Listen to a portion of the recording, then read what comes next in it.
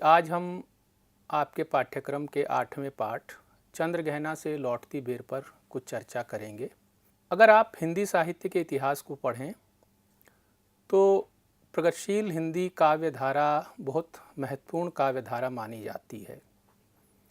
उसका हिंदी साहित्य के इतिहास में महत्वपूर्ण स्थान है। प्रगतिशील हिंदी काव्य धारा के 5 प्रमुख स्तंभ हैं, जो हैं नागार्जुन, शमशेर बहादुर सिंह, त्रिलोचन, केदारनाथ अग्रवाल और मुक्तिबोध। ये पांचों कवि हिंदी कविता के भी बेहद महत्वपूर्ण हस्ताक्षर हैं। हिंदी कविता में प्रगतिशील काव्यधारा का सबसे बड़ा योगदान यह रहा कि उसने कविता को लोक जीवन से जोड़ दिया। मामूली व्यक्ति के सुख दुख को उन्होंने कविता में चित्रित किया और जो प्रकृति है प्रगतिशील काव्यधारा में वो किसान की प्रकृति है, लोक की प्रकृति है, सामान्य व्यक्ति की प्रकृति है, वो पर्यटन की प्रकृति नहीं है। अगर इसी क्रम में हम केदारनाथ अग्रवाल को देखें तो उनकी कविता की मुख्य विशेषता ये है कि वे अपनी कविता में एक तो श्रम के सौंदर्य का चित्रण करते हैं और दूसरा प्रकृति के सौंदर्य का चित्रण करते हैं और इन दोनों को आपस में जोड़ने का प्रयास करते हैं। इसी से उनकी कविता निर्मित हुई है। इसी विशेषता को लिए हुए उनकी एक महत्वपूर्ण कविता को हम आज आपके सामने व्याख्यायित करेंगे, चंद्रगहना से लौटती बेर। शिक्षार्थियों, चंद्रगहना यहाँ एक स्थान का नाम है। कवि किसी चंद्रगहना नामक स्थान से लौट रहा है और लौटते हुए रास्ते में जो कुछ देख रहा है उसका चित्रण इस कविता में कर रहा है। तो इस कविता का जो शीर्षक है चंद्रगहना से लौटती बेर, जैसा कि हमने आपको बताया कि चंद्रगहना तो स्थान का नाम है और बेर का मतलब बार, वक्त, समय, यानी चंद्रगहना से लौटते समय जो कवि देख रहा है रास्ते में उसको बड़े ध्यान से देख भी रहा है और हमें दिखा भी रहा है। कवि एक खेत की मेड़ पर बैठता है रास्ते में। मेड़ का मतलब होता है खेत का वो हिस्सा जो बीच में क्यारियां बना देते हैं, उसके किनारे जो स्थान होता है ऊंचा, वहां से बैठकर वो पूरे खेत को देख रहा है। यहां हम आपको ये भी बताना चाहेंगे कि प्रगतिशील कविता में देखने का बहुत महत्व है। अभी हमने जिन कवियों का नाम लिया, जिनमें नागार्जुन भी हैं, केदारनाथ अग्रवाल भी हैं, मुक्तिबोध भी हैं, त्रिलोचन भी हैं, शमशेर बहादुर सिंह भी हैं, इनकी कविताओं को अगर आप पढ़ेंगे तो सब में ये पाएंगे कि कवि अपने देखने को बहुत महत्व देते हैं। यानी इन्होंने अपनी कविताओं में जो वर्णन किया है वो किसी से उधार नहीं लिया है, किसी से सुना नहीं है, वो केवल कल्पना नहीं है बल्कि आंखों देखा सच है, आंखों देखा यथार्थ है। इसीलिए इस कविता में केदारनाथ अग्रवाल ने एक पंक्ति का उपयोग किया है, लौटती बेर मैं खेत का दृश्य देख रहा हूं। तो अगर इस देखने की बात हम करें तो इससे ये हम बता सकते हैं कि कवि अपने देखे हुए दृश्य का वर्णन इस कविता में कर रहा है। इस कविता को एक बार हम सुनेंगे, लेकिन सुनने से पहले एक बार इस कविता के मूल भाव को भी देखना जरूरी है। उसके बाद हम आपको इस कविता को सुनाएंगे भी। इस कविता में ग्रामीण अंचल की प्रकृति का बहुत सुंदर चित्रण किया गया है, मोहक चित्रण किया गया है। कवि चंद्रगहना नामक स्थान से लौटते हुए खेत में उगी हुई फसलों को देखता है, उनके रूप को देखता है, उनके गुणों को देखता है और कल्पना के माध्यम से उस खेत का चित्रण करता है। दूसरा, इस कविता में एक पोखर का भी चित्रण है। पोखर माने तालाब का चित्रण है और कवि तालाब में जो गतिविधियां हो रही हैं उनको बड़े ध्यान से देखते हुए बताता है कि तालाब में हवा की लहरियां उठ रही हैं, उसमें जो नीचे भूरी घास है वो भी उन लहरियों के कारण हिल रही है। इसके साथ साथ उस तालाब के जल के किनारे कुछ पत्थर हैं जो ऐसे लगता है जैसे पानी को पी रहे हों। तीसरा, एक बगुला है जो ध्यान मग्न सा लगता है लेकिन वो मछली की फिराक में ध्यान लगाए बैठा हुआ है। फिर एक चिड़िया भी है जो तेजी से जल के सतह पर झपट्टा मारती है और एक मछली को अपनी चोंच में दबाकर उड़ जाती है। ये इस कविता के जो मूल भाव हैं वे हैं। आइए अब इस कविता को एक बार सुन लेते हैं। देख आया चंद्र गहना, देखता हूँ दृश्य अब मैं, मेड़ पर इस खेत की बैठा अकेला, एक बीते के बराबर यह हरा ठिगना चना, बांधे मुरैठा शीश पर छोटे गुलाबी फूल का, सजकर खड़ा है, पास ही मिलकर उगी है, बीच में अलसी हठीली, देह की पतली कमर की है लचीली, नील फूले फूल को सिर पर चढ़ाकर कह रही है, जो छुए यह दूं हृदय का दान उसको, और सरसों की न पूछो हो गई सबसे सयानी, हाथ पीले कर लिए हैं ब्याह मंडप में पधारी, फाग गाता मास फागुन आ गया है आज जैसे, देखता हूँ मैं स्वयंवर हो रहा है, प्रकृति का अनुराग अंचल हिल रहा है, इस विजन में दूर व्यापारिक नगर से प्रेम की प्रिय भूमि उपजाऊ अधिक है, और पैरों के तले है एक पोखर, उठ रही उसमें लहरियाँ, नील तल में तो उगी है घास भूरी, ले रही वह भी लहरियाँ, एक चांदी का बड़ा सा गोल खंभा, आँख को है चकमकाता, हैं कई पत्थर किनारे, पी रहे चुपचाप पानी, प्यास जाने कब बुझेगी, चुप खड़ा बगुला डुबाए टांग जल में, देखते ही मीन चंचल ध्यान निद्रा त्यागता है, चट दबाकर चोंच में नीचे गले के डालता है, एक काले माथ वाली चतुर चिड़िया, श्वेत पंखों के झपाटे मार फौरन टूट पड़ती है भरे जल के हृदय पर, एक उजली चटुल मछली चोंच पीली में दबाकर दूर उड़ती है गगन में। शिक्षार्थियों, आपने इस कविता को अभी सुना। आइए अब इस कविता के मुख्य बिंदुओं को एक बार देख लेते हैं। ग्रामीण अंचल के प्राकृतिक सौंदर्य का चित्रण इस कविता में किया गया है। प्रकृति के सौंदर्य और उसकी गतिशीलता में विवाह के वातावरण की कल्पना की गई है। कवि ग्रामीण वातावरण से प्रभावित होकर उसे नगरों की तुलना में अधिक प्रेम और सौहार्द से युक्त मानता है। कविता में पोखर का एक संपूर्ण चित्र खींचा गया है। प्राकृतिक सौंदर्य का वर्णन करने के लिए मानवीकरण का उपयोग है। कविता में कुछ दृश्यों में प्रतीकात्मकता भी है। शिक्षार्थियों, इन बिंदुओं के आधार पर इस कविता की हम व्याख्या भी कर सकते हैं। अभी आपने कविता को जिस तरह से सुना, उसके मुख्य बिंदुओं को जाना, उसके मूल भाव को जाना, उसके आधार पर इस कविता को अगर हमें समझना हो तो हम एक एक करके इसके दृश्यों को पहले देखेंगे। जैसा कि आपने इस कविता में पढ़ा कि सबसे पहले कवि जब लौट रहा है तो एक खेत का दृश्य है। इसके साथ साथ जब आप आगे बढ़ेंगे तो ये पाएंगे कि कवि खेत की मेड़ पर बैठा हुआ ये दृश्य देख रहा है। इस कविता के शब्दों पर ध्यान देना बेहद ज़रूरी है, क्योंकि उन शब्दों के अर्थों को जाने बिना आप कविता को नहीं समझ पाएंगे। और वो शब्द भी हमने जैसे शुरू में कहा कि बहुत सहज हैं, लोक के शब्द हैं। तो मेड़ ऐसा ही एक शब्द है जो लोक का शब्द है, और कवि मेड़ पर बैठा हुआ खेत को देख रहा है।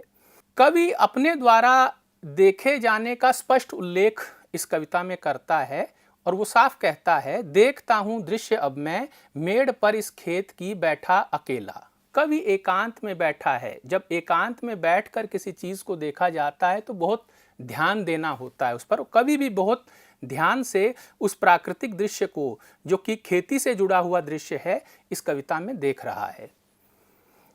इसके बाद कवि जो देख रहा है वो दृश्य क्या है, उस पर जरा ध्यान दीजिए। वो दृश्य हम समझाते हुए आपको भी दिखाना चाहेंगे। इस दृश्य में जो पहला पौधा है वो चने का है। चने का एक ठिगना पौधा है और उसमें गुलाबी रंग के फूल आए हुए हैं। दूसरा पौधा है अलसी का और अलसी पर नीले फूल आए हुए हैं। इन्हीं के पास सरसों भी उगी हुई है और सरसों के फूल पीले होते हैं। अब आप ध्यान दीजिए कि इस कविता में किस तरह से दृश्य के साथ साथ रंगों का समावेश भी है। गुलाबी, नीला और पीला। चने के पौधे का जो फूल होता है वो गुलाबी होता है। अलसी जिसे तीसी भी कहा जाता है, उसका फूल नीले रंग का है और इन्हीं के पास जो सरसों उगी हुई है उसके फूल पीले हैं। ये एक दृश्य है और ये दृश्य खेत में खड़ी हुई फसल का है और 3 फसलों का इसमें जिक्र है, जैसे चना, अलसी और सरसों। बात यहीं तक खत्म नहीं होती। कविता में कभी कभी सौंदर्य को बढ़ाने के लिए कवि कल्पना भी करता है। यहां हम ये देखेंगे कि कवि केदारनाथ अग्रवाल ने क्या कल्पना की है इस कविता में। चने का पौधा जिसमें कि गुलाबी रंग का फूल आया हुआ है, वो कवि को लगता है जैसे मुरैठा शब्द का प्रयोग किया है, बांधे मुरैठा शीश पर। कवि को ये लगता है जैसे वो कोई ठिगना दूल्हा है जिसने गुलाबी रंग की पगड़ी बांध रखी है। इसके बाद अलसी में क्या कल्पना है। अलसी का पौधा चूंकि पतला होता है, लंबा होता है और हवा के आवेग से लगातार हिलता रहता है, इसलिए उसमें उन्होंने कल्पना की कि वो गांव की जैसे चंचल और हठीली और अल्हड़ कोई लड़की हो। तीसरा सरसों। सरसों में कल्पना की कवि ने कि जैसे वो कोई सयानी लड़की है जिसने हाथ पीले कर लिए हैं। हाथ पीला करना एक मुहावरा है जो विवाह के लिए प्रयुक्त होता है। तो जो सरसों है, चूंकि स्वाभाविक रूप से उसके फूलों का रंग पीला होता है, तो उसमें यह कल्पना की गई कि जैसे सरसों ने अपने हाथ पीले कर लिए हैं और वो विवाह मंडप में पधार रही है। कविता में जब कल्पना की जाती है तो उसे विश्वास करने योग्य कल्पना भी होना चाहिए। आप ये समझ गए होंगे कि विवाह के योग्य युवती की कल्पना केवल सरसों में ही क्यों की गई, अलसी में क्यों नहीं की गई। अलसी का रंग चूंकि, फूल का रंग चूंकि नीला होता है और सरसों के फूल का रंग पीला होता है, इसलिए दुल्हन की कल्पना सरसों में ही की जा सकती थी। कवि ने मुहावरे से जोड़ दिया है सरसों के पौधे को।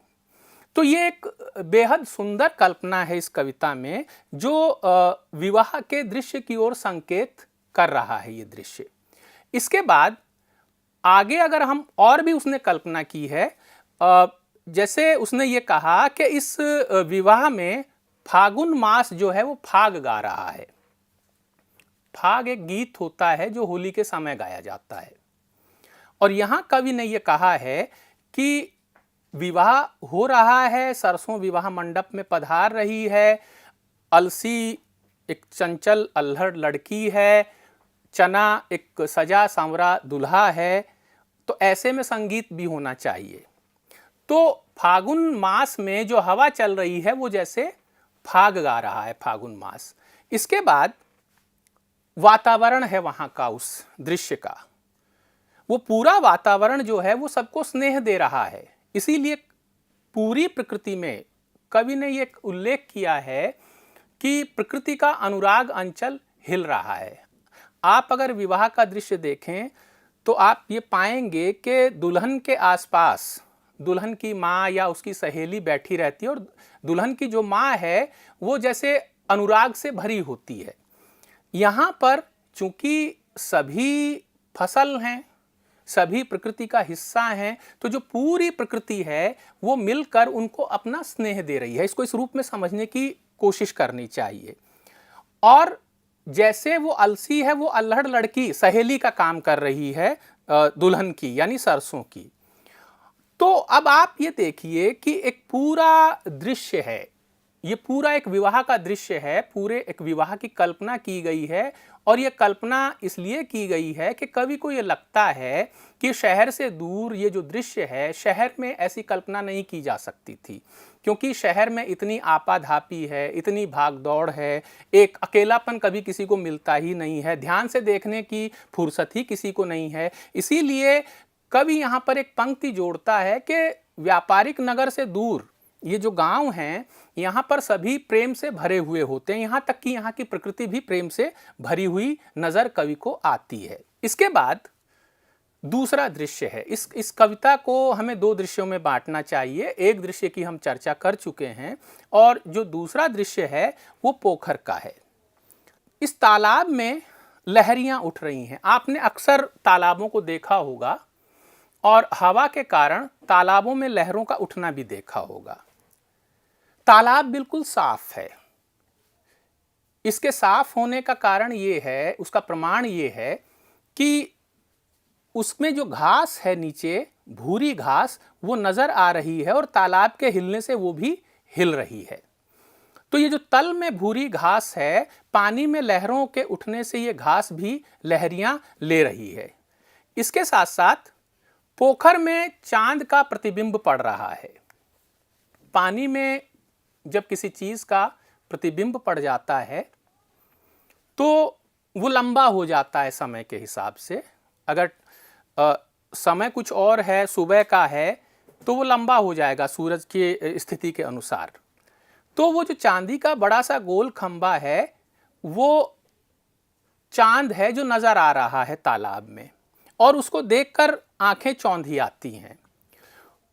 एक सुंदर कल्पना और की है कवि ने कि पोखर के किनारे कुछ पत्थर हैं जो पड़े हुए हैं, और वो घिसे हुए पत्थर, उस पानी में पड़े हुए पत्थर, ऐसा लगता है जैसे झुककर पानी पी रहे हैं कुछ लोग। इन पत्थरों में कवि ने इसीलिए कल्पना की कि जैसे कोई झुककर पानी पी रहा हो, लेकिन व्यक्ति की प्यास तो पानी पीने से बुझ जाती है, लेकिन ये पत्थर पता नहीं कब से इस पोखर में पड़े हुए हैं किनारे पर, और इसीलिए, और वो हमेशा से पड़े हुए हैं, तो लगता है जैसे निरंतर वो पानी पी रहे हो, पता नहीं कब से वो पानी पीते चले आ रहे हैं। इसीलिए कवि ने कहा प्यास जाने कब बुझेगी। पता नहीं कब से वो पानी पीते चले आ रहे हैं और उनकी प्यास नहीं बुझ रही है, पता नहीं उनकी प्यास कब बुझेगी। वे हमेशा निरंतर, कितनी बड़ी यातना है कि पानी पी भी रहे हैं लेकिन उनकी प्यास बुझ नहीं रही है।